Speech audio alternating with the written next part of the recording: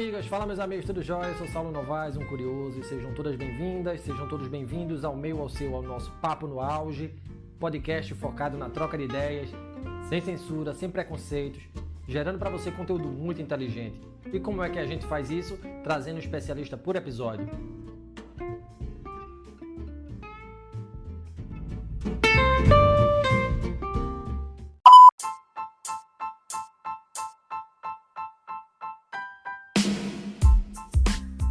Ainda vivemos em meio ao caos promovido pela pandemia do novo coronavírus, que provocou uma série de restrições em escala global.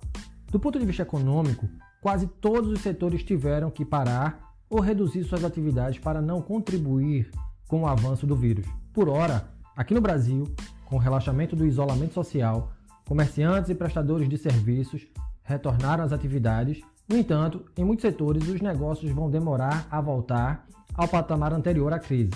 De acordo com o estudo da consultoria BIP, feito por meio do cruzamento de informações de consumo e dados financeiros divulgados por cerca de 300 empresas, os setores de varejo de bens não essenciais, de combustíveis, de esportes, de entretenimento offline, shows e eventos e de aviação, turismo e hotelaria vão precisar praticamente reiniciar seus negócios em uma curva de retomada muito lenta. No horizonte, o que se avulta é o fechamento de empresas, piora nas contas públicas e desemprego em nível recorde.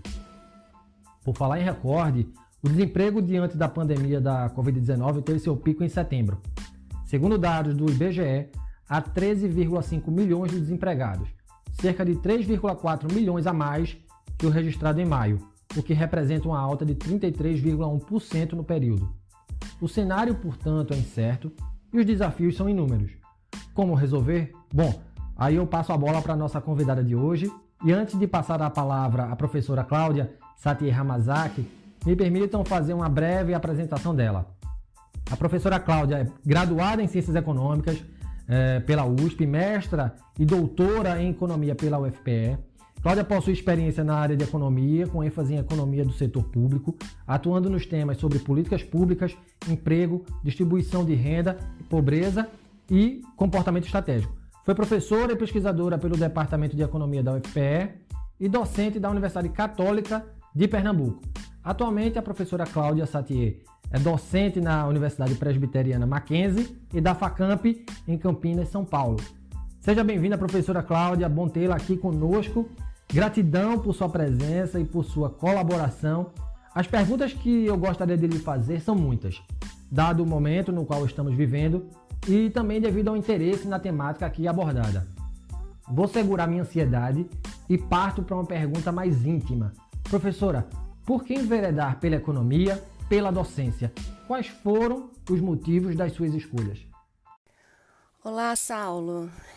Olá para todas e todos que vão participar aqui desse bate-papo, da gente conversar sobre economia e dos desafios que se colocarão, pós-pandemia.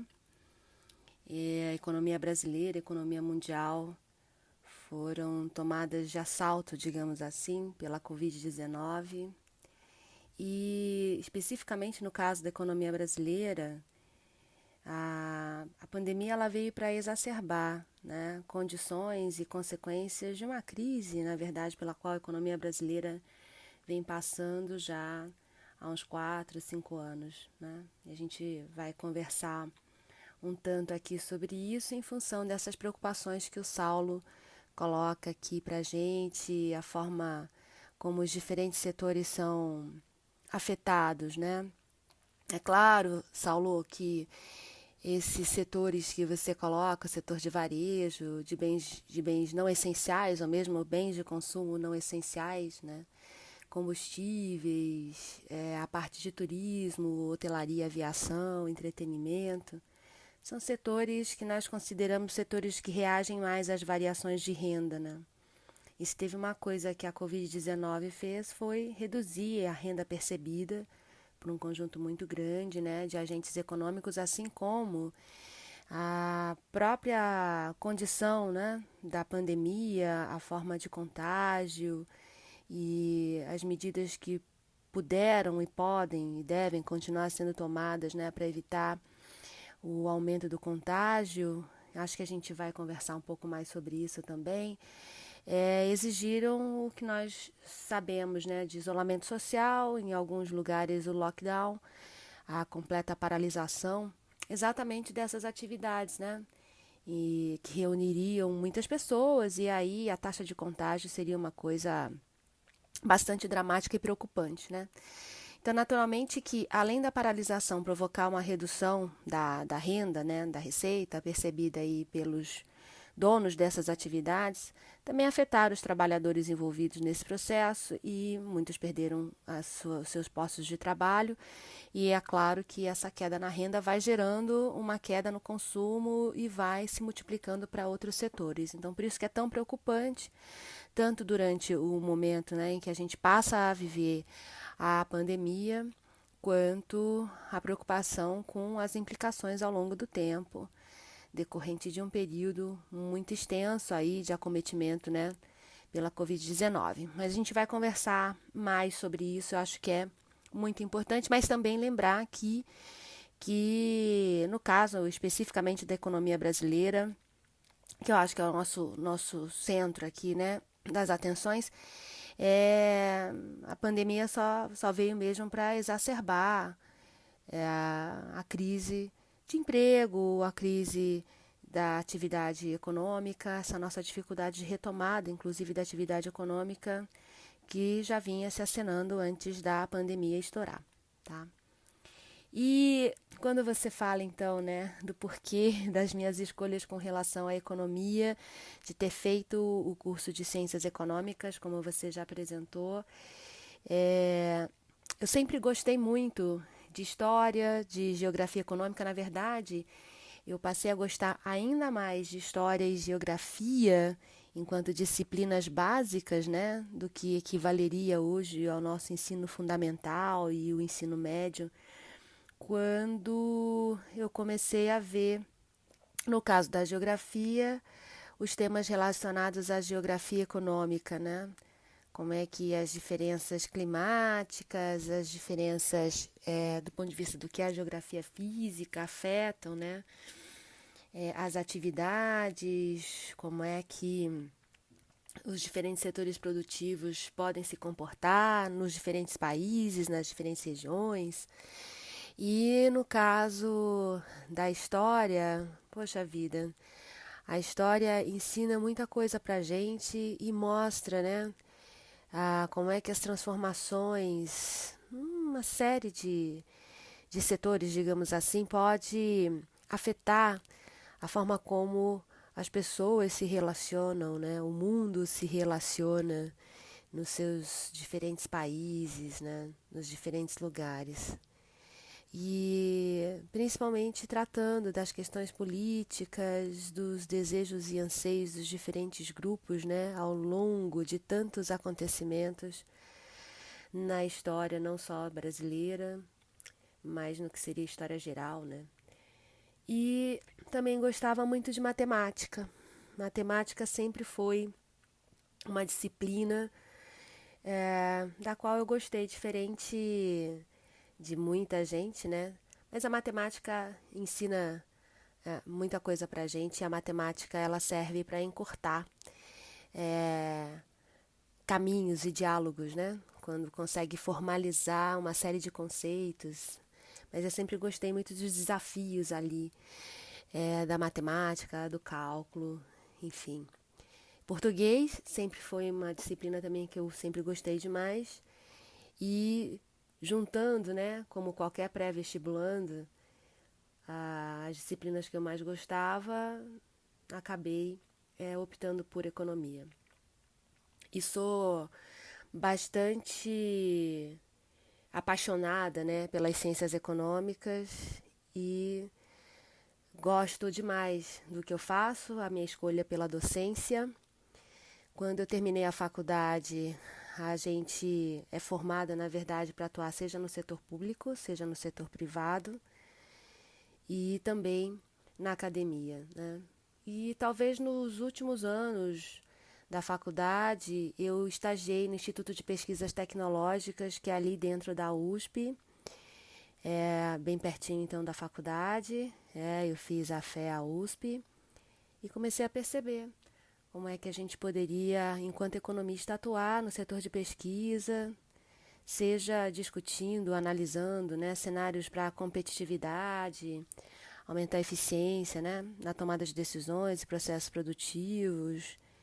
E, além disso, olhar lá para a possibilidade de você enfrentar os desafios da docência, né, num curso, numa área em que muitas pessoas confundem, né, a economia pertencendo às ciências exatas, que seria ali no ciclo das engenharias, e, na verdade, as ciências econômicas, ela está dentro do grande grupo das ciências humanas, né? Porque, no final das contas, as relações econômicas, as decisões tomadas a respeito de produção, consumo, investimento, as decisões tomadas na esfera dos governos, né, são todas decisões que envolvem ali decisões de humanos, né, em que se conflitam interesses, em que se conflitam visões de mundo, né, por isso que a economia também não consegue se distanciar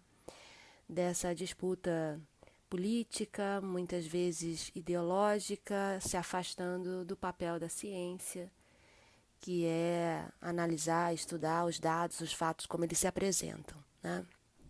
Então, daí surgiu o meu interesse pelas ciências econômicas e pela docência. É uma função que eu exerço com grande paixão, né? Costumo dizer para os meus alunos, principalmente os meus alunos, quando eu dou aula ali no primeiro ano, né, na primeira fase da faculdade, de dizer que eu sou suspeita para falar das ciências econômicas. Fico feliz demais quando eu dou alguma disciplina nos cursos que são, né, relacionados e que a gente tem disciplinas de economia, e de repente eu vejo alunos meus de administração, de engenharia, mudando de curso e aparecendo nas minhas salas de aula dentro do curso de economia. Então, realmente é alguma coisa apaixonante. As ciências econômicas e a economia são um mundo muito dinâmico.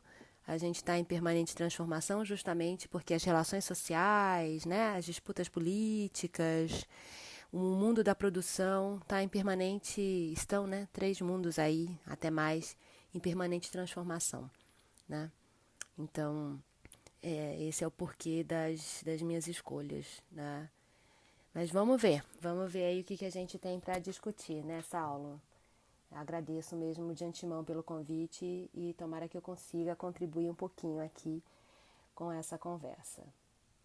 Bacana seu relato, professora Cláudia. Seguindo o rumo da nossa conversa de hoje, estamos ainda sob forte impacto da pandemia do novo coronavírus.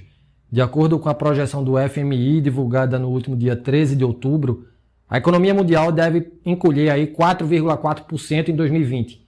É uma recessão profunda e a recuperação será longa, irregular e incerta, segundo o próprio Fundo Monetário Internacional. Na sua visão, professora, quais são os maiores desafios das nações para a retomada econômica nos próximos anos? Olha, Saulo, falar, né, dessa incerteza, de quão profunda é a crise e de quão complicada pode ser a recuperação aqui pós-período pandêmico, se deve inclusive ao fato de que os próprios cientistas, né, a medicina, quando eu converso com alguns amigos que são médicos, eles falam, olha, conhece-se muito pouco, na verdade, sobre como é que esse vírus ele atua, né? Além, acho que das mutações, né, ele afeta de forma muito diferente. Acho que os mecanismos ali de como é que ele afeta o organismo torna o combate à Covid-19 ainda mais complicado. Se a gente for acompanhar as notícias, né, todas elas mostram, não tem um medicamento específico que trate disso. As controvérsias relacionadas às vacinas, embora haja ali um conjunto de estudos bastante avançados, né, sobre a vacina, e essa característica, né, que a gente vai sempre colocando, que é o fato de ser uma doença com um efeito contágio muito, muito forte, né, muito violento. E como se conhece relativamente pouco, né? E somada a essa coisa da virulência mesmo da doença, as medidas que podem ser tomadas, no caso, né, da forma de expansão da doença, né, na forma como ela se alastra, é adotando o tal do isolamento social, as medidas um pouco mais radicais que é de fechamento, né, das economias e de funcionamento das diversas atividades, o caso do lockdown, e evitando qualquer tipo de aglomeração, né? Então, é claro que várias atividades econômicas elas são fortemente atingidas porque você elimina qualquer possibilidade de funcionamento, qualquer possibilidade de continuidade das atividades econômicas, seja nas unidades fabris, seja na área do comércio, né? Prestação de serviços. Olha o que acontece então com as universidades. E no campo das universidades, das escolas, por exemplo, isso representa um atraso, né, na produção científica, na produção de conhecimento, na formação, né, daquele que representa o capital humano. Se a gente olhar para os desafios presentes em economias tão profundamente desiguais, em que você tem problemas sociais e econômicos tão severos, como é o caso da economia brasileira, essa paralisação das atividades na área de educação mostra a ausência, né, de um plano que pudesse ser adotado para evitar as consequências ali do isolamento. Você tem um conjunto muito grande de estudantes que não têm acesso, né, a pacotes de dados, a equipamentos, né, a sistemas de comunicação. Então, condições absolutamente precárias de poder acompanhar as aulas que são hoje, né, são transmitidas por via remota. Então, quando você olha principalmente para o pessoal que está na fase da alfabetização, e muitos estudos mostram que essa é a fase mais importante do processo de aprendizado, né, e as várias notícias, né. Então, você tem o problema ali da ausência de alguma medida que pudesse ser tomada do ponto de vista do setor público, dos governos, das prefeituras, para reduzir as dificuldades impostas no campo da educação. No caso da economia brasileira, a gente vê também uma dificuldade, né, com relação à condução de uma política nacional no campo da saúde, de enfrentamento, então, da pandemia. É uma tragédia, a gente fica bastante preocupado enquanto economista, né, que trabalha ali analisando essas condições das políticas públicas e as implicações, a importância, portanto, né, não só de você ter uma linha de atuação padrão, mas também de diálogo ali com os diferentes governos estaduais e municipais na adoção dessas medidas e por conta do que foi uma disputa, né, quase que ideológica entre combate à pandemia e combate às implicações econômicas por conta da paralisação das atividades econômicas e uma preocupação com o momento de retomada dessas atividades econômicas, quando, na verdade, não deveria haver uma disputa, né, entre esses dois canais de preocupação, o da retomada da economia e o da necessidade de você combater esse momento pandêmico. E aí, Saulo, de fato a recuperação ela pode ser longa, ela pode ser difícil, ela pode ser incerta, pela própria incerteza que ronda a forma de atuação do coronavírus, né? A Covid-19 é uma doença que se mostra misteriosa mesmo, né? Embora houvesse resultados iniciais que tratassem de grupo de risco, é uma doença que, embora tenha um risco de morte, né, bastante menor do que várias outras doenças, o problema é a velocidade com que o contágio pode ocorrer e, portanto, gerando aí esse número muito grande de pessoas que são acometidas, né, e que morrem por conta da Covid e que torna isso uma preocupação mundial. Essa segunda onda ali na Europa agora mostra, né, que os países acabaram não sabendo lidar ou aprendendo relativamente pouco com a forma com que a doença ela afeta, né, as pessoas e como ela pode persistir e reaparecer numa velocidade também muito grande, né? As notícias que a gente tem acompanhado, por exemplo, mostram que os países asiáticos tiveram menos problema com uma nova retomada ali das infecções por conta de medidas sanitárias que tem a ver muito com a cultura desses países, né? Então, o uso de máscara, a coisa da maior higienização, né? Embora na Europa você tenha tido ali a retomada por conta de um relaxamento. Eu conheço algumas pessoas que moram na Bélgica, na França, e que comentam, na época que houve o primeiro período, né, de tentativa de relaxamento por conta da curva que passou a ser descendente ali na primeira onda, muita gente ia para as ruas, né? Sem máscara. Tudo bem que os estabelecimentos estavam adotando aquelas medidas preventivas de redução do número de pessoas dentro dos bares, dos cafés, dos restaurantes, né? Mas muita gente acabou andando nos espaços públicos ao ar livre sem máscara, né? E o fato de você ter muitas pessoas que são assintomáticas, né, aumenta demais o risco dessa contaminação.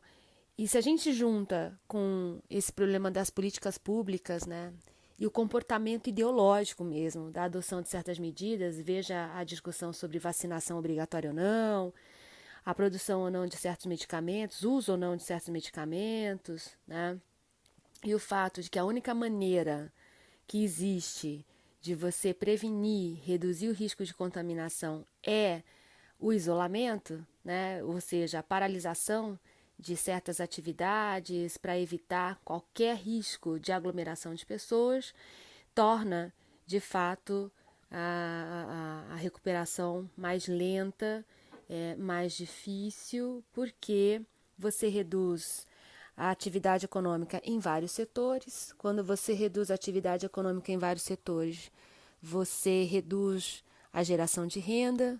Se você reduz a atividade econômica e a geração de renda, você reduz também o consumo das empresas e o consumo das famílias. Quando você reduz, né, a atividade econômica, consumo, você vai reduzir a arrecadação. Quando você reduz a arrecadação, você também coloca, né, as contas públicas dos diferentes governos em questão. Então, na economia brasileira, que já vinha passando por uma crise, né, antes mesmo do estouro da pandemia, a gente aprofundou ainda mais esses problemas, né? E vivemos uma era da incerteza. Eu acho que no caso da economia brasileira, talvez a gente até sofra menos o risco de uma segunda onda. Eu tenho achado, né, que é por conta até de uma certa disputa política e ideológica aí entre a maior rede de TV e o atual governo. E esse momento acaba fazendo com que os meios de comunicação reforcem, né, quais são as medidas necessárias para a gente evitar um maior risco de contágio, para a gente evitar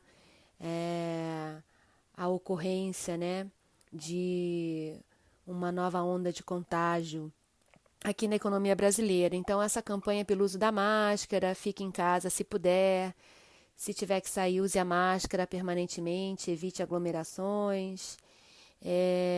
Isso, de alguma forma, acaba funcionando como medida profilática, né? É diferente do que aconteceu na Europa. E talvez o fato da gente estar vivendo isso um pouco depois do que viveu a Europa, principalmente a Europa, né? Porque as notícias de maior retomada ali de contágio vem da Europa. O caso do Brasil ter sido acometido um pouco depois, né, nos beneficia nesse sentido, né, da tentativa de algum aprendizado, sem ter que depender de uma política pública na área de saúde e de condução das medidas, né, ou de mecanismos que possam diminuir o impacto da pandemia. Mas a recuperação vai ser difícil do ponto de vista econômico por conta disso. E num país muito desigual, é claro que a retomada é ainda mais difícil, né? porque você tem grupos de pessoas que são muito mais duramente afetadas e essas pessoas são justamente aquelas pessoas que estão empregadas, né, que estavam ocupadas ou estavam trabalhando nesses setores de atividade mais fortemente afetados, e os que são mais pobres, eles têm que, de alguma maneira, furar o isolamento, né, para tentar continuar a trabalhar, né, obtendo algum meio de sobrevivência, né. Então, desse ponto de vista, pensar também nas políticas públicas que gerem algum tipo de amortecimento é fundamental.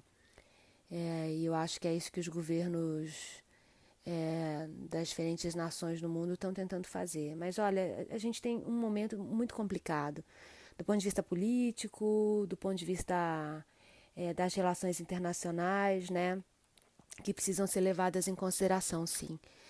Mas é a natureza, é o tipo de forma de contágio, é o desconhecimento, inclusive, de como é que a doença pode evoluir, se transformar, essa capacidade de mutação muito grande, né, do coronavírus.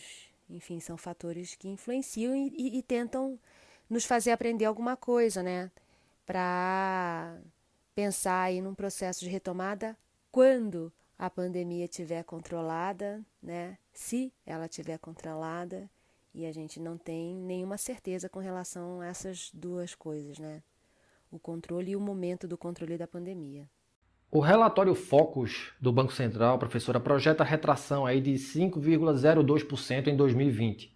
Já o Ministério da Economia prevê queda de 4,7 percentual. O Banco Mundial também revisou suas projeções para a economia brasileira, prevendo aí queda de 5,4%, menor do que o recuo de 8% projetado em junho. A parte estes números tão carregados de incertezas, quais são os maiores desafios brasileiros na economia para os próximos anos? Não, de fato,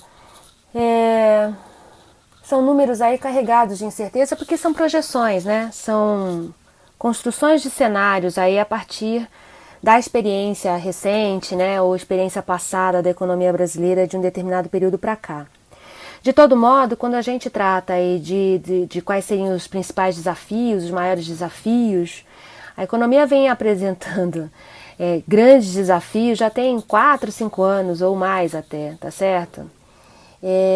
Uma mudança estrutural, ou seja, a gente olha para a economia brasileira a partir dos 1990 com alguma preocupação diante da abertura econômica que ocorre ali naquele momento, né, do consenso de Washington, de maior integração econômica mundial e de maior liberalização de mercados também, né? Essa maior abertura econômica, ela ocorre não só no fronte do comércio, em que você tem redução das barreiras tarifárias, você vai ter de fato maior circulação de produtos comercializados na economia mundial, mas também uma forte abertura financeira, né? Com mobilidade de capitais, uma maior flexibilização, né? A entrada e saída de capitais, e é claro que isso torna as economias muito mais vulneráveis ao que está acontecendo no mercado mundial. Nesse processo de maior integração econômica, a política macroeconômica também, ela acaba afetando dramaticamente a formação de expectativas dos agentes econômicos e, por que não, dos investidores internacionais, né? Em que sentido isso tem acontecido e de forma bastante importante para a economia brasileira? A gente teve momentos de grande elevação da taxa básica de juros, né? Então, no momento em que a gente teve taxa de juros bastante elevadas, é claro que isso atrai capital internacional, fundo especulativo, né? Busca por maiores remunerações ao redor do mundo, e você teve uma grande entrada de moeda estrangeira, e diante da maior entrada de moeda estrangeira, a taxa de câmbio acaba fortalecendo a moeda nacional, né? Você tem um processo de valorização cambial, e essa valorização cambial barateia dramaticamente os produtos importados, né? Então, a abertura econômica e valorização cambial na verdade, a abertura econômica, que é a abertura comercial, né, e a abertura financeira, que provoca ali essa integração entre os instrumentos de política macroeconômica e que permitiram um período de forte valorização cambial, isso ali, meados dos anos 1990, que se sustenta ali com algumas modificações, né, na trajetória da taxa de câmbio, mas se manteve até ali 2014, 2015 mais ou menos, tornando os produtos importados bastante competitivos, né? Então, eu tô retomando isso, né, para explicar que a indústria brasileira ela é fortemente afetada por essas transformações, né? E há muito tempo que a gente não tem uma agenda de política industrial, tá? Então, a indústria que já chegou a compor, né, a ser responsável por 20, 30% de toda a riqueza produzida na economia brasileira, a indústria ela perde essa participação e a indústria, então, hoje, ela tem uma participação em torno de 13, 14, 15%, né? O que vem mostrando a perda da importância relativa aqui da indústria na composição do produto interno bruto, né? Então isso revela uma crise pela qual a indústria brasileira vem passando de redução da sua participação, né, na geração de riqueza na economia brasileira e em grande medida por perda de competitividade, seja pela dificuldade de realizar investimentos, né, em inovação tecnológica, processos produtivos e na qualidade dos produtos industriais que a gente produz, que pudesse competir via preço com os produtos que a gente importa, né? Se a gente olhar para a origem de vários produtos nos mais diversos segmentos, desde toda a cadeia têxtil, calçadista, a indústria de brinquedo praticamente desapareceu na economia brasileira, né? Mesmo a indústria de bebidas, de alguns alimentos processados, a gente tem forte presença de produtos importados. E isso, de alguma forma, explica, né, a retração da participação da indústria, em especial da indústria de transformação, no produto interno bruto, tá?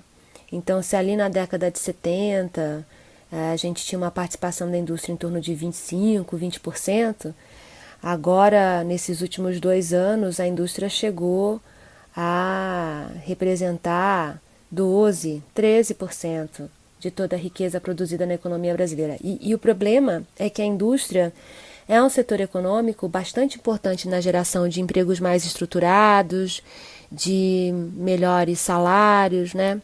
E diante de uma situação como essa, esse é um desafio que se coloca, principalmente porque alguns setores foram duramente afetados pela pandemia, mas não só por isso, porque são setores que vêm tendo retração na sua participação na economia brasileira já há algum tempo, tá certo? Então, é um desafio pensar nisso que seria uma agenda de política industrial, de política setorial, para pensar quais são os setores estratégicos, quais são os setores que são capazes de gerar demandas, né, para outras atividades econômicas, o que poderia, portanto, provocar um incentivo, né, à retomada de atividades econômicas não só na indústria de produtos finais, mas também em toda a cadeia produtiva de vários segmentos industriais. Então, esse é um grande desafio.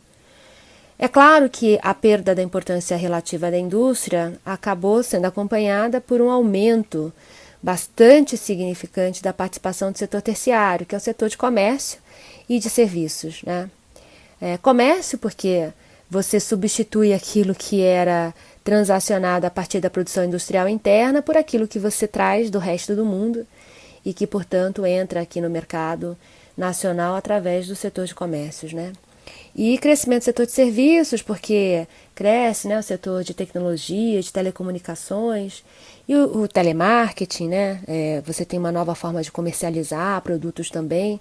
Não necessariamente você tem as instituições fisicamente instaladas na economia brasileira para o processo de comercialização, mas você tem, né, os seus escritórios de negociação, setor de serviços, tá certo?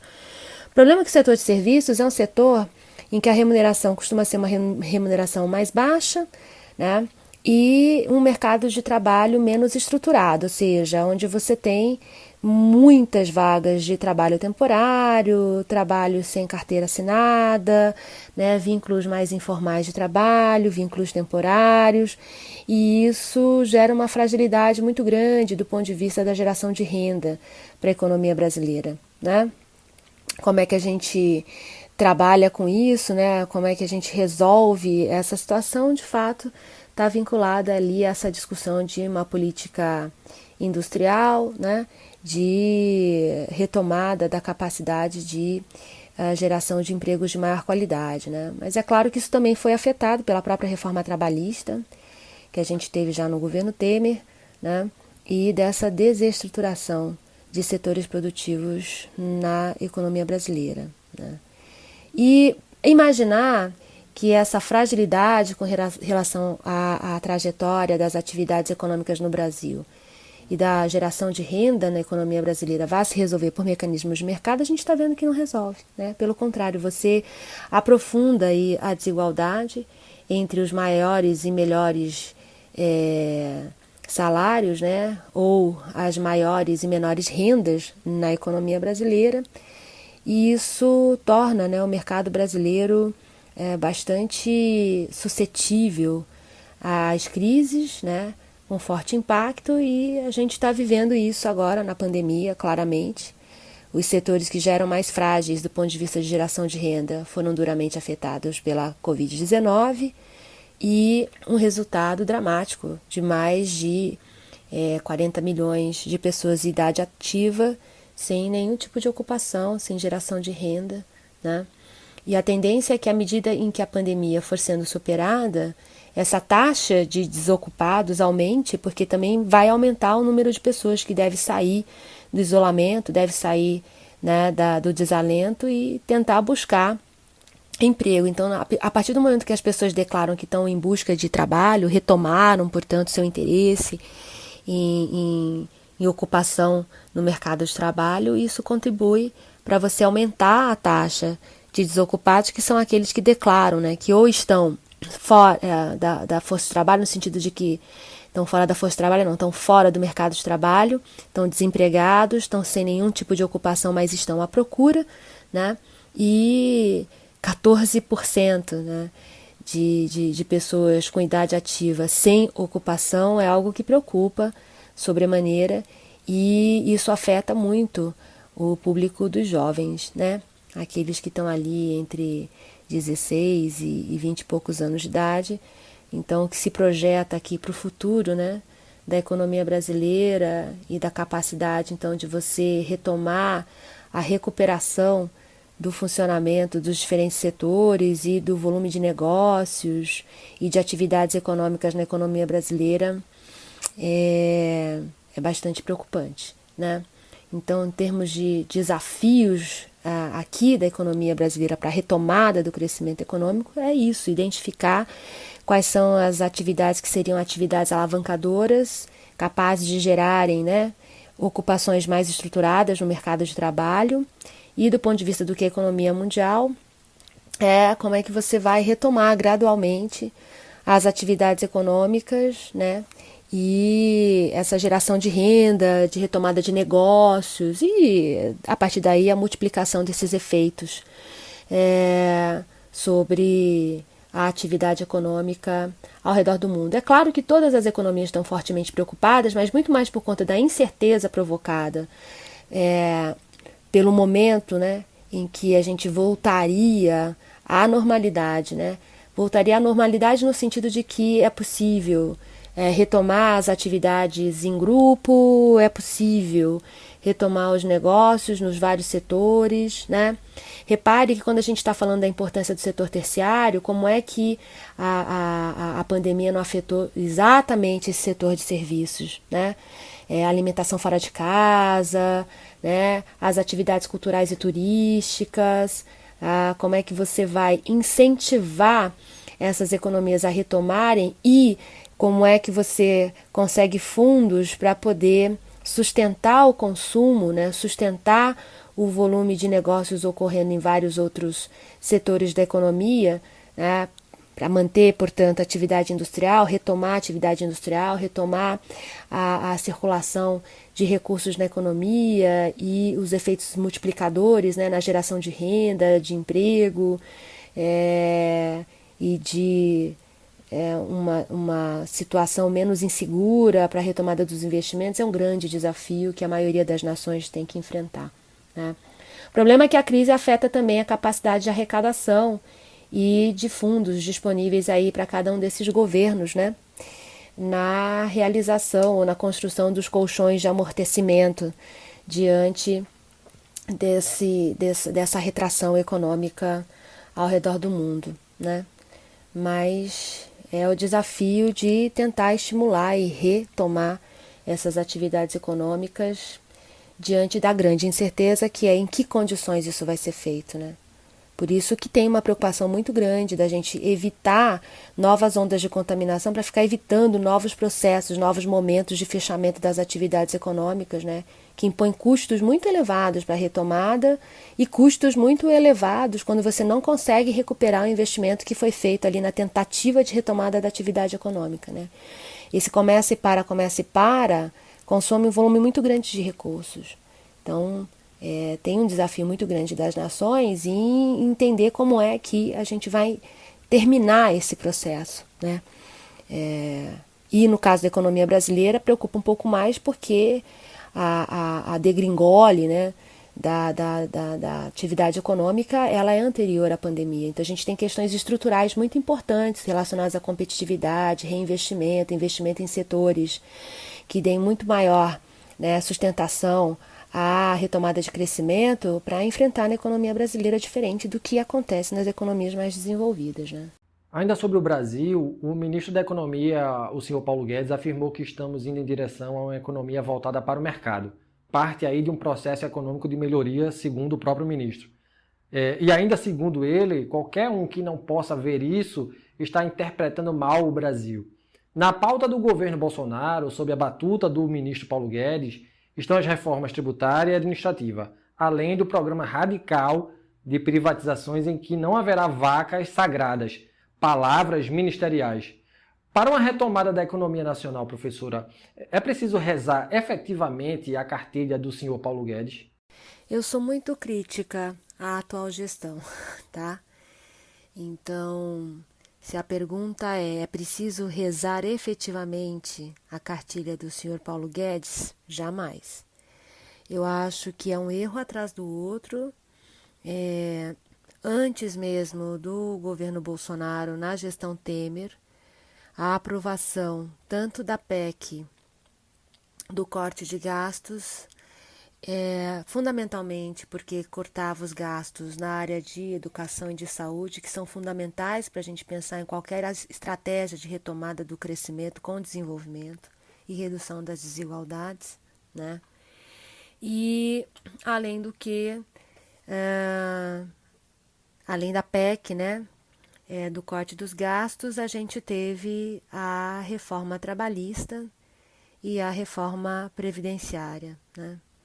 A reforma trabalhista, com a justificativa de se adequar à nova forma como funciona o mercado de trabalho, acabou aprovando uma série de medidas que, em tese, visavam, né, gerar aumento do emprego, do trabalho, da ocupação, e nós não vivenciamos isso.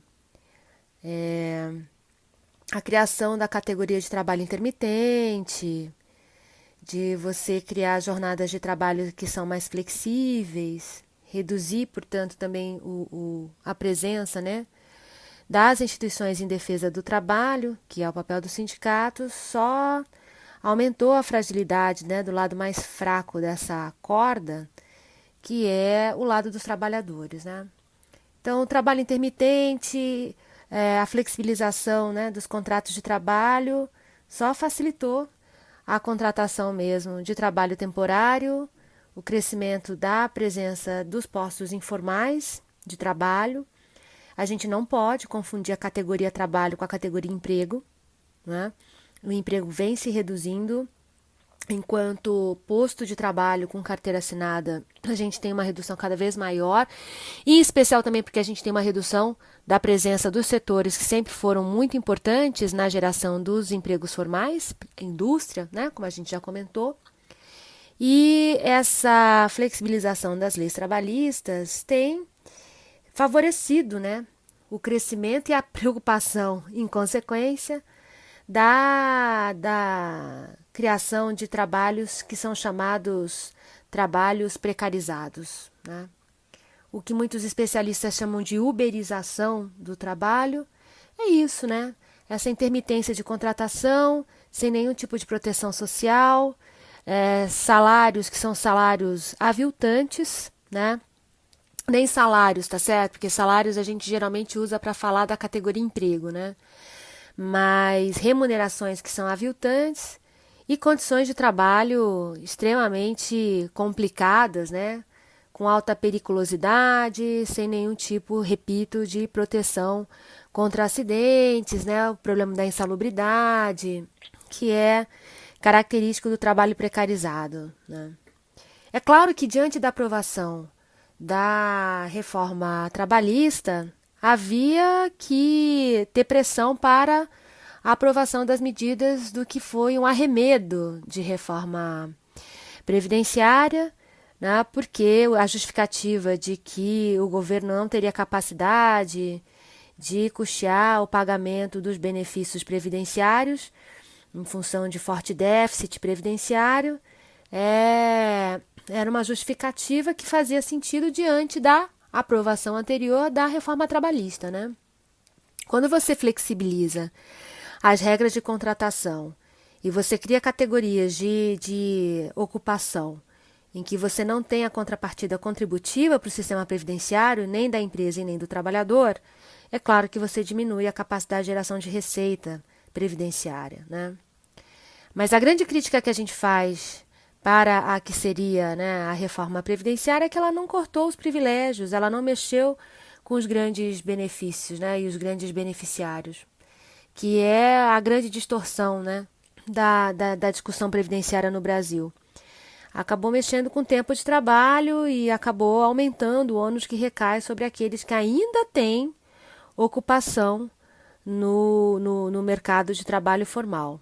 E desestimulou imensamente aqueles que procuravam ainda trabalho formal, trabalho com carteira assinada.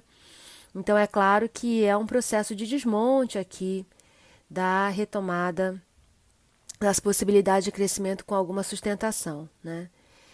E tanto a reforma trabalhista quanto a reforma previdenciária, já antes da atual gestão, no âmbito do Ministério da Economia, sob o comando do Guedes, né, esse discurso de que o mercado ele seria capaz de promover, né, equilíbrio e de ajustes aí para melhoria das condições de troca, das negociações, e isso não aconteceu. E não aconteceu por quê? O pressuposto de que o mercado pode funcionar eficientemente nessa alocação de recursos, alocação de bens entre os agentes econômicos, pressupõe algumas condições de funcionamento que nós não vemos em nenhum mercado funcionando. O de acesso à informação, né? Então, de informação perfeita, simetria de informação, certezas, né?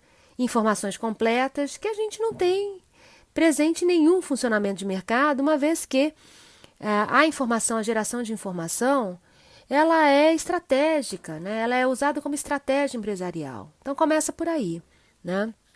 E, além do que, o mercado falha imensamente, seja porque não são conhecidas as verdadeiras condições de oferta e de produção, o que está por trás das tomadas de decisão, principalmente dos empresários, né? Porque a gente tem ações que são ações de produção e de consumo que geram consequências, né, para outros segmentos da sociedade. Olha o que aconteceu, por exemplo, ali com o Brumadinho, né, com o acidente de Mariana. Quando a gente tem dificuldade de monitorar como é que as empresas estão tomando decisões a respeito de precificação. Olha o que está acontecendo agora com a inflação. A gente está tendo um aumento na inflação e olha que a inflação ainda está muito baixa, né, dentro do que é a nossa experiência de hiperinflação da década de 80 e início dos anos 90. Mas o que tem puxado ali a inflação é o preço dos alimentos, isso é até compreensível, mas quando a gente vê aumento no valor, né, dos automóveis, das passagens aéreas, de vestuários, de calçado, e a gente olha o que pode determinar a elevação dos preços desses itens, não há justificativa. Seja porque não houve uma grande retomada da demanda, seja porque a gente não tem mudanças na estrutura produtiva, a gente tem muita capacidade ociosa ainda para voltar à produção, e se não tem produção nova, tem estoque para vender, o que implica que não tem nenhuma justificativa para ajuste de preços, para comercialização nesse momento. Uma vez que você não tem grande pressão de demanda, por um lado, você não tem também grande pressão de custos do lado da oferta, seja porque você tem estoque para poder vender, seja porque você tem uma taxa de juros muito baixa para a retomada do investimento, seja porque você tem capacidade ociosa para utilizar na produção e não dependeria da aquisição de insumos ou equipamentos por importação, que aí sim teria um custo onerado por conta da desvalorização cambial, né? Então, a gente tem um problema de incerteza, de incompleteza, de imperfeição, né? De assimetria de informação com relação a como é que as empresas estão determinando a elevação de preços. E não é por um mecanismo de mercado, ou seja, o mecanismo de mercado, portanto, está falhando na hora de determinar preço. Então, achar que a economia voltada para o mercado é um processo que melhora as condições da retomada da atividade econômica, né? Então, isso de fato não se verifica como verdadeiro, né? Nunca se verificou, e a gente mostra que, se depender do mercado, as informações que nós temos provocam uma incerteza muito grande, uma formação muito pessimista de expectativas, que aí sim, né, estão mostrando por que o nível de atividade econômica continua tão baixa, tá certo? E mesmo nessa pauta de tomada de decisão, quando o Comitê de Política Monetária, né, mantém a taxa de juros muito baixa, essa taxa de juros ela não está tendo efeito esperado, que seria o de estimular a demanda pela via do crédito mais barato e tampouco estimular a demanda por investimento produtivo, porque o custo do investimento produtivo também estaria baixo e a remuneração do investimento especulativo tão baixo que acabaria tornando, né, a aplicação do capital mais eficiente na produção. Mas isso também não está surtindo efeito, né? Esse efeito a gente não está verificando. Por quê? Na decisão de investir e na decisão de consumir, a incerteza com relação ao que pode acontecer com a economia brasileira em termos de retomada da geração de renda, retomada do consumo, torna ainda a decisão de investir, de voltar a produzir, uma coisa muito insegura, né? Então, a taxa de juros, apesar de estar no patamar mais baixo da história dos juros da Selic, ela não está provocando o efeito esperado. O único efeito que, de alguma forma, né, tem algum benefício a ser considerado é que o custo do endividamento público, né, o custo com juros do endividamento público acaba ficando menor, porque a taxa de remuneração desse endividamento também está baixa, tá certo? E aí surgem essas pressões, né?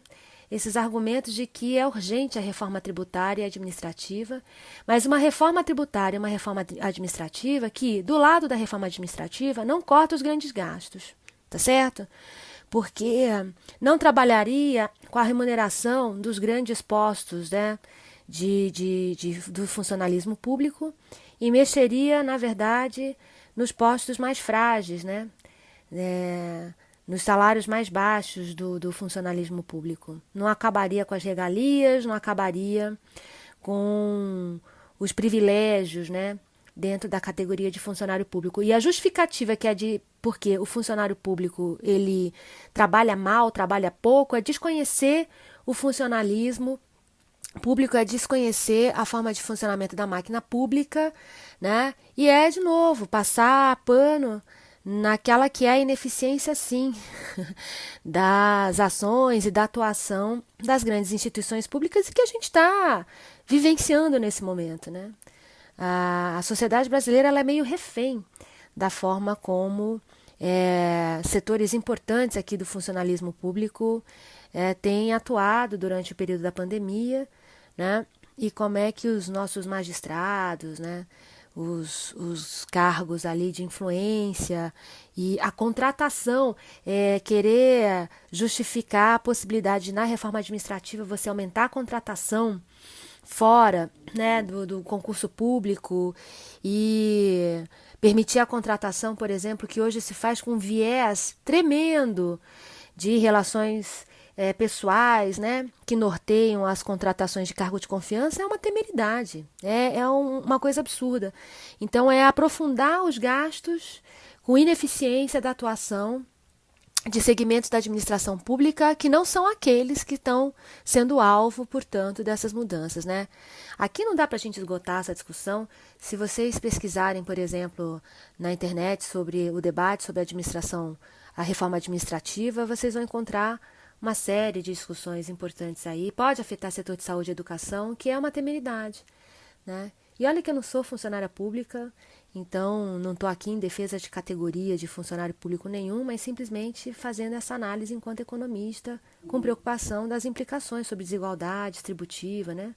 Implicações aí sobre pobreza multidimensional, porque você acaba afetando as estruturas administrativas de quem atende, né? A parcela da população mais desprovida de condições, principalmente na área de educação e de saúde. Na reforma tributária, aí é a coisa mais complicada, tá certo? Porque não há uma ideia muito clara de se a reforma tributária ela tem uma preocupação com eficiência ou com mecanismos redistributivos, ok? Então, parece que é com eficiência, né? Porque é a pegada da ideia de eficiência de mercado, mexer com tributos.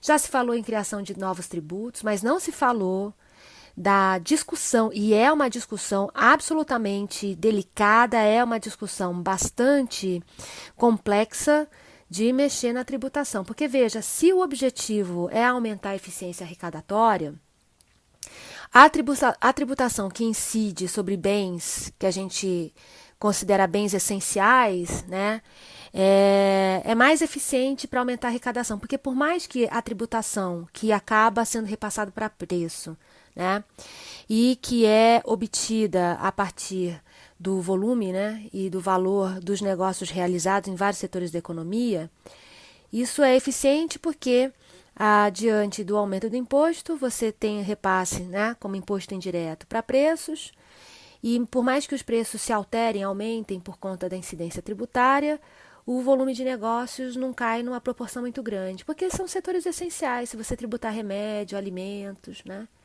você continua tendo o mesmo volume, no mínimo o mesmo volume de negociação, e diante disso você aumenta as vendas e você aumenta a arrecadação sobre circulação de mercadorias e de serviços. Mas isso tem um impacto bastante ruim sobre o bem-estar, né? De novo pagarão os consumidores, de novo pagarão aqueles que têm uma determinada renda para realizar consumo em segmentos essenciais e que vão acabar pagando, usando ali, né, a ideia do pato, né, acabam pagando por essa tentativa de arremedo também, né, de reforma tributária. Em nenhum momento eles estão querendo trabalhar ou enfrentar a necessidade de você pensar os tais dos impostos que a linha mais progressista em defesa da reforma tributária tem apresentado como instrumento solução, que seria tributar grandes fortunas. E não é quem tem automóvel importado, tá certo? Que mora num apartamento de 200 metros quadrados, tem 2 Hilux nas vagas de garagem. Não são esses os proprietários das grandes fortunas, né? A gente tem no Brasil aquele percentual dos 0,2 mais ricos do país, que estão entre os 20 mais ricos do mundo, e que são proprietários, né, de fazendas e sítios, e que pagam imposto territorial rural baixíssimo, tá certo? E que não tem taxação sobre as grandes fortunas, sobre grandes heranças, né? E os países que adotaram esses instrumentos nas suas reformas tributárias não tiveram vazamento de recursos para o exterior, né? A não ser que seja pela via ilegal, tá certo? Então, os argumentos contra a adoção dos instrumentos tributários, de reforma tributária, que transformaria a reforma tributária numa reforma mais justa, né? Elas são fortemente repudiadas, né, pelos defensores da reforma tributária do seu Paulo Guedes, tá certo? Do ponto de vista da privatização, nós já tivemos uma onda de privatização bastante forte ali no governo Fernando Henrique Cardoso, e agora querem privatizar. A discussão é sobre privatização, principalmente de setores considerados setores estratégicos, né? Energia, principalmente, tá certo? E são setores estratégicos por quê? Porque são setores fortemente demandados se nós tivermos uma retomada do crescimento econômico. E repassado, então, para o setor privado, e sem um marco regulatório, né, discutido e que a gente conheça, para poder definir quais são os ônus e os bônus desse processo de privatização, isso pode colocar a gente diante da mesma situação que nos colocaram, né, na privatização do que foi a Vale do Rio Doce. Nós temos 2 acidentes que dizimaram um conjunto grande, não só de pessoas, mas de perspectivas, né, de reprodução econômica das regiões afetadas, tanto pelo vazamento não, pelo estouro, né, das barragens em Mariana e em Brumadinho, e até esse momento está na justiça. Olha o custo de transação imenso enfrentado, o que implica gastos relacionados às custas dos processos judiciais, e as famílias continuam sem nenhum tipo de reparação, né? Então, se a gente olha para a ineficiência administrativa diante do processo de privatização de setores que são considerados setores essenciais, setores estratégicos, né? Nada garante que a gente vai ter melhoria da qualidade do serviço. É só olhar para o que aconteceu na privatização do sistema de telefonia, né? O maior número de processos processos relacionados a serviços das empresas prestadoras de serviço do setor de telefonia, e isso tem implicações enormes sobre custos de transação e custos de produção. Esse momento da pandemia mostra isso. São vários os momentos em que você tem ali interrupção do sistema de transmissão de dados, e isso implica volume de negócio que se reduzem, né? Então, a maioria das pessoas olham muito para o macro, né? Mas não olham para os efeitos microeconômicos, ali pontuais, sobre determinados setores da economia, sobre determinados grupos da população brasileira que são afetadas por essa que é uma estratégia de destruição do que a gente tem, de papel importante de uma instituição chamada Estado. Não é governo, Estado, né? Governo é esse que está aí, né? Mas Estado é toda a estrutura institucional, o aparato institucional legal que é responsável pela tomada de decisões em setores em que o setor privado não tem nenhum incentivo econômico a atuar, né? Então, setores em que você tem maior incerteza, você tem maior risco, em que você tem demandas que são demandas estratégicas para redução de custos de transação, para você aumentar a eficiência, aumentar a competitividade, né? Devem sofrer algum processo de discussão em termos de mudança estrutural, né? De mudança administrativa, sim, mas reduzir tudo isso a uma discussão sobre privatização, privatizar setor de saúde, que é um setor estratégico, né? Privatizar a área de educação, que é outro setor estratégico, né? Que não deve visar lucro, mas deve visar o atendimento correto, né, aos indivíduos, porque isso afeta a capacidade laboral, isso afeta a capacidade de produção, isso afeta custos de produção, isso afeta a competitividade. Então, fazer o raciocínio com toda essa cadeia, né, é o que está fora do discurso, né, do seu Paulo Guedes e de equipe, e que não mostrou qualquer tipo de resultado, e não ponham a culpa na pandemia, porque eles estão ali trabalhando em conjunto antes das eleições, durante as eleições e durante todo o primeiro ano do governo atual, né, eleito em 2018. Não houve um resultado que se possa chamar de resultado positivo diante disso, que é o desmonte da máquina pública, o desmonte da estrutura que atende a segmentos essenciais da sociedade, tá certo? Né? Não há nenhuma sinalização de uma política industrial e setorial, não há nenhuma sinalização de discussão sobre mecanismos com efeitos permanentes sobre investimento, infraestrutura, investimento em setores estratégicos, retomada de uma discussão de parceria público-privada, né?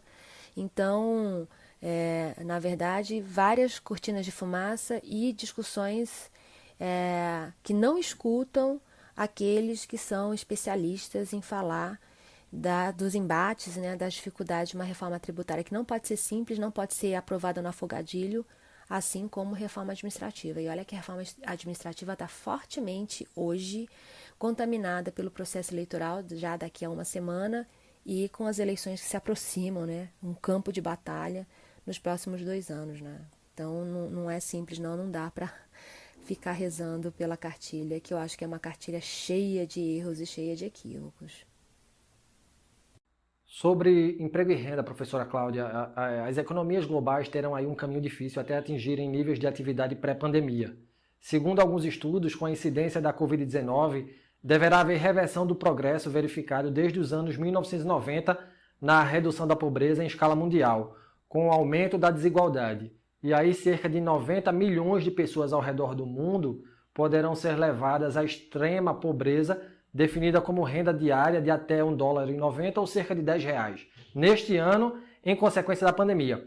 A despeito das medidas de apoio adotadas por vários governos, o FMI diz que o nível de emprego continua bem abaixo dos níveis verificados antes da Covid-19, havendo risco real de que outros vários milhões de postos de trabalho estejam em risco se a crise continuar. No caso do Brasil, o FMI vê uma taxa de desemprego de 13,4% neste ano e 14,1% em 2021, afetando sobretudo mulheres, profissionais informais e trabalhadores com menor nível de instrução. Para fechar a pergunta, segundo dados da PNAD contínua, Pesquisa Nacional por Amostra de Domicílios, divulgados pelo IBGE em 2019, o número de brasileiros em pobreza extrema era de 13,88 milhões, um aumento de 170 mil em relação ao ano anterior. Diante desse cenário, que norte tomar de maneira que tenhamos os menores impactos econômicos possíveis no nosso país? Qual deve ser a atuação do governo brasileiro para atenuar a crise instalada, manter e alavancar os empregos, torcendo aí para que não haja uma segunda onda viral, né? Bom, Saulo, se a gente vai levar em consideração essas questões sobre emprego e renda, né, de fato, não só na economia brasileira, mas na economia mundial, né, a gente tem uma dificuldade adicional provocada aí pela condição da pandemia, mas é claro que quando a gente olha para a economia brasileira, que é aqui onde a gente vive, as nossas atenções enquanto pesquisadores estão muito voltadas para a economia brasileira, né. Já em 2018, a gente tinha informações de que o Brasil tinha voltado para o mapa da fome, o que implica dizer que você aumentou a pobreza extrema e também acaba afetando o que é a preocupação com segurança alimentar, né? Voltar para o mapa da fome significa dizer que a gente tem um conjunto maior de brasileiros que não tem uma dieta, né, capaz de prover a quantidade mínima de calorias ali necessárias para uma vida minimamente saudável, né? Você tem aqui os dados que você mesmo coloca sobre o que determina, né, a pobreza ou a extrema pobreza. Então, você imaginar que existem famílias que não conseguem uma renda diária hoje, né, de R$10, é claro que isso é bastante complicado, né? Por que afetaria mais as mulheres, os trabalhadores informais, né? Trabalhadores com menor nível de instrução. Os informais e os com menor nível de instrução, independente, né, de mulheres ou homens, é por conta dessa fragilidade no vínculo com o trabalho, né? Geralmente sem nenhum tipo de proteção social e postos de trabalho com menor remuneração, né? Esses postos de trabalho com um sistema de contratação bastante precários, né? No caso das mulheres, bom, primeiro que a gente tem, de fato, um problema de gênero no nosso mercado de trabalho. Geralmente as mulheres elas estão em postos de trabalho, mesmo para aquelas mais qualificadas, em termos inclusive de formação escolar, acabam recebendo salários inferiores aos homens, né? E no conjunto de mulheres de classe de renda mais baixa, a maioria delas está ocupada em postos de trabalho também bastante precários. Então, pois é, como você bem disse, né? O que seria preciso, né, da atuação do governo brasileiro para atenuar a crise dessa que é uma onda pela qual a gente nem acabou de passar ainda, a chamada primeira onda, né, torcendo para que não haja uma nova retomada de crescimento do número de casos e de mortes, né? Mas se houvesse, então é difícil fazer esse exercício, sabe? De o que poderia ser se acontecesse alguma coisa no futuro, coisa essa de futuro sobre a qual a gente não tem nenhum tipo de controle, né? Então, de fato, o que a gente está percebendo é que nos países que efetivamente está ocorrendo uma nova onda de contaminações, claro, num patamar menor do que foi a primeira, porque espera-se inclusive que a redução do número de casos comparado à primeira onda, né, o número de mortes em especial comparado à primeira onda, seja resultado de um aprendizado, né, com que foi um momento tão conturbado de lidar com uma doença nova, um vírus novo, que não responde a qualquer tratamento, que não responde a medicamento específico algum, para o qual você não tem vacina, mas com o que se aprendeu a tomar medidas preventivas para evitar problema maior, né? Esse acometimento, então, da Europa por essa nova onda de casos ali da Covid-19 mostra que, apesar de algum aprendizado, uma série de falhas, né, com relação ao fato de que o número de casos pode diminuir, você pode ter um intervalo ali de redução de aparecimento de novos casos, mas você não tem um remédio, você não tem uma vacina, você não tem um tratamento que impeça a retomada da circulação do vírus, né? Então, é claro que diante do que vai acontecendo com a Europa, os governos europeus estão bastante preocupados, porque isso significa dizer que você vai ter um novo momento de paralisação da economia, né?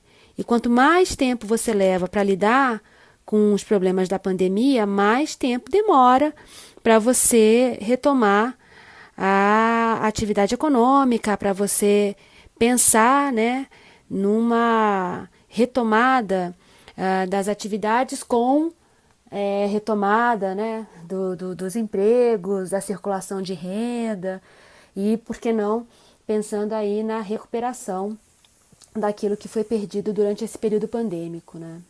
Aqui no Brasil, especificamente, toda vez que a gente fala, né, do tempo que a pandemia pode demorar para ser debelada, ou do risco de novas contaminações, da retomada do aumento da circulação do vírus, toda vez a gente entra nessa discussão, fazendo surgir um debate que é sobre como é que a gente vai, ou a gente enquanto governo, né, enquanto sociedade, vai financiar mais tempo, né, esses programas de auxílio emergencial, de amortecimento dos impactos da crise, e que isso só está aumentando os gastos do governo, e passada a pandemia, como é que a gente vai cortar esses gastos do governo, né?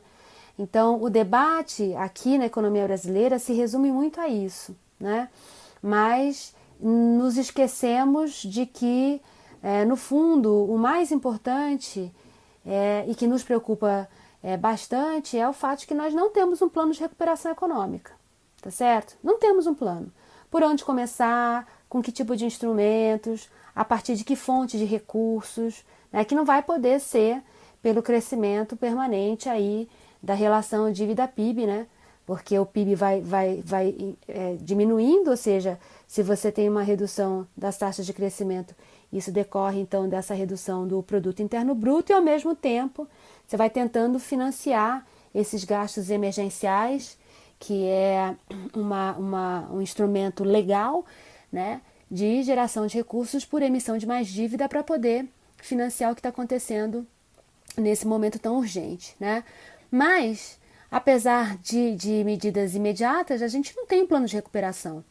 Então, o que dirá pensar nisso se demorar mais tempo para a gente debelar os problemas da pandemia e se surgir aí uma nova onda de contaminação, né? O que vai acontecer é que diante de uma situação como essa, né, a recuperação da economia vai demorar muito mais, tá certo? E aí, se a recuperação da economia demora muito mais, é claro que a gente vai estar diante de dificuldades muito maiores, né? Então, vários estudos têm mostrado que quanto mais tempo a gente demora para essas possibilidades de recuperação, maior pode ser a desigualdade, e porque os indivíduos são afetados de forma diferente, os mais pobres ficam mais pobres ainda, os mais ricos eles foram pouco afetados. Vocês devem se lembrar, por exemplo, que teve uma notícia mostrando que no meio da pandemia os mais ricos aumentaram a riqueza, enquanto os mais pobres ficavam mais pobres ainda, né? Então isso que é preocupante de fato. Então, pois é, como você bem disse, né? O que seria preciso, né, da atuação do governo brasileiro para atenuar a crise dessa que é uma onda pela qual a gente nem acabou de passar ainda, a chamada primeira onda, né, torcendo para que não haja uma nova retomada de crescimento do número de casos e de mortes, né? Mas se houvesse, então é difícil fazer esse exercício, sabe? De o que poderia ser se acontecesse alguma coisa no futuro, coisa essa de futuro sobre a qual a gente não tem nenhum tipo de controle, né? Então, de fato, o que a gente está percebendo é que nos países que efetivamente está ocorrendo uma nova onda de contaminações, claro, num patamar menor do que foi a primeira, porque espera-se inclusive que a redução do número de casos comparado à primeira onda, né, o número de mortes em especial comparado à primeira onda, seja resultado de um aprendizado, né, com que foi um momento tão conturbado de lidar com uma doença nova, um vírus novo, que não responde a qualquer tratamento, que não responde a medicamento específico algum, para o qual você não tem vacina, mas com o que se aprendeu a tomar medidas preventivas para evitar problema maior, né?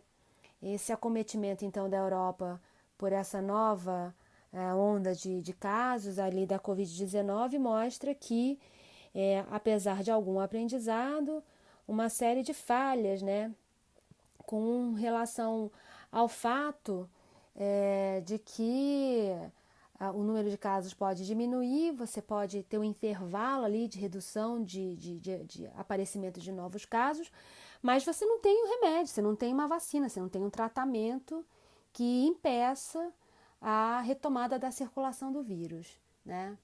Então, é claro que diante do que vai acontecendo com a Europa, os governos europeus estão bastante preocupados, porque isso significa dizer que você vai ter um novo momento de paralisação da economia, né?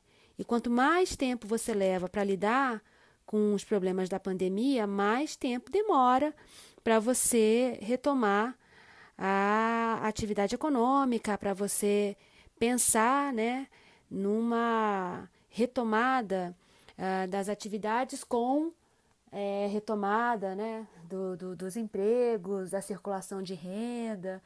e, por que não, pensando aí na recuperação daquilo que foi perdido durante esse período pandêmico, né? Aqui no Brasil, especificamente, toda vez que a gente fala, né, do tempo que a pandemia pode demorar para ser debelada, ou do risco de novas contaminações, da retomada do aumento da circulação do vírus, toda vez a gente entra nessa discussão, fazendo surgir um debate que é sobre como é que a gente vai, ou a gente enquanto governo, né, enquanto sociedade, vai financiar mais tempo, né, esses programas de auxílio emergencial, de amortecimento dos impactos da crise, e que isso só está aumentando os gastos do governo, e passada a pandemia, como é que a gente vai cortar esses gastos do governo, né? Então, o debate aqui na economia brasileira se resume muito a isso, né? Mas nos esquecemos de que, no fundo, o mais importante e que nos preocupa bastante é o fato de que nós não temos um plano de recuperação econômica, tá certo? Não temos um plano. Por onde começar, com que tipo de instrumentos, a partir de que fonte de recursos, né, que não vai poder ser pelo crescimento permanente aí da relação dívida-PIB, né? Porque o PIB vai diminuindo, ou seja, se você tem uma redução das taxas de crescimento, isso decorre então dessa redução do produto interno bruto, e ao mesmo tempo você vai tentando financiar esses gastos emergenciais, que é um instrumento legal, né, de geração de recursos por emissão de mais dívida para poder financiar o que está acontecendo nesse momento tão urgente, né? Mas, apesar de medidas imediatas, a gente não tem um plano de recuperação. Então, o que dirá pensar nisso se demorar mais tempo para a gente debelar os problemas da pandemia e se surgir aí uma nova onda de contaminação, né? O que vai acontecer é que, diante de uma situação como essa, né, a recuperação da economia vai demorar muito mais, tá certo? E aí, se a recuperação da economia demora muito mais, é claro que a gente vai estar diante de dificuldades muito maiores, né? Então, vários estudos têm mostrado que quanto mais tempo a gente demora para essas possibilidades de recuperação, maior pode ser a desigualdade, e porque os indivíduos são afetados de forma diferente, os mais pobres ficam mais pobres ainda, os mais ricos eles foram pouco afetados. Vocês devem se lembrar, por exemplo, que teve uma notícia mostrando que no meio da pandemia os mais ricos aumentaram a riqueza, enquanto os mais pobres ficavam mais pobres ainda, né? Então isso que é preocupante de fato. E havendo uma segunda onda da pandemia, professora Cláudia, como é que ficam as economias?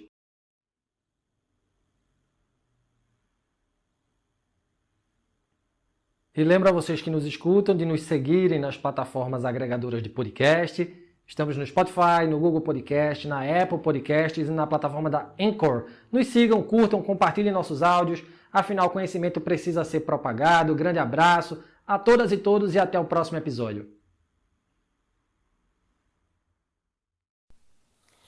Agora, é claro que pensar nesse risco, né, de uma segunda onda, repito, né, a gente está vendo esses números agora na Europa, né, principalmente na Europa, a gente já falou um pouquinho sobre isso, mas em qualquer uma dessas economias, é claro que a própria recuperação da economia em cada um desses países vai depender dessa capacidade de controle da pandemia, que é o que a gente já tinha falado, né? Quanto mais tempo dura a pandemia, maiores são as restrições, e aí esses fechamentos, controle de horário, restrições para funcionamento acabam levando novas empresas a fecharem as portas, e essas que fecham as portas não necessariamente vão conseguir reabrir, vão ter condições de reabrir, né? No caso da economia brasileira, por exemplo, o setor agropecuário, ele se mantém em atividade, mas o setor agropecuário é um setor que emprega pouca mão de obra, né? Em termos relativos, em termos comparativos a outras atividades, é uma atividade, o segmento que está bem é uma atividade fortemente mecanizada, né? Então ela poupa a mão de obra nesse sentido.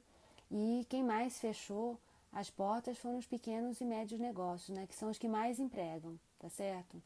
E por serem os que mais empregam, o fechamento dessas empresas, dessas instituições, geram uma preocupação muito grande com relação à capacidade de ocupação e o efeito sobre renda, ainda maior, né? Ainda mais agudo. As grandes empresas que sobrevivem a esse momento de crise, elas vão continuar atuando, mas também com restrições, né, de geração de emprego. As grandes empresas que continuaram funcionando são empresas que geralmente têm um aporte tecnológico que também de alta densidade tecnológica e, portanto, empregariam menos do que as pequenas empresas, que são as mais afetadas, o setor de serviços, né? E, claro, aí acometendo muito mais os de menor grau de escolaridade, né? Os que estão em postos de trabalho muito mais frágeis, e as economias ao redor do mundo vão sofrer mais ou menos a mesma coisa, né? Só que os governos das principais economias ao redor do mundo, apesar de agora a gente ter que apostar, né, que a mudança de rumo ali nas eleições americanas, e isso também tem um impacto sobre as negociações internacionais e a forma como se dão, né, as relações internacionais, são governos, na maioria deles, preocupados, né, com a elaboração de um plano de recuperação da economia e com forte atuação do Estado, né? O Brasil está fazendo exercício contrário.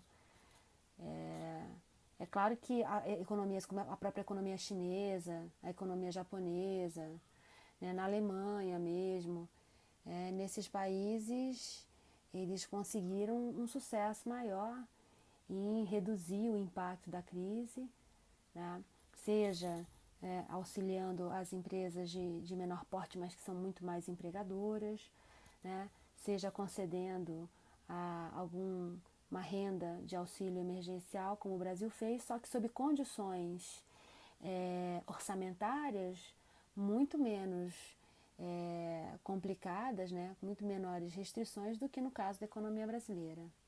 Então, de fato, isso nos gera alguma preocupação adicional.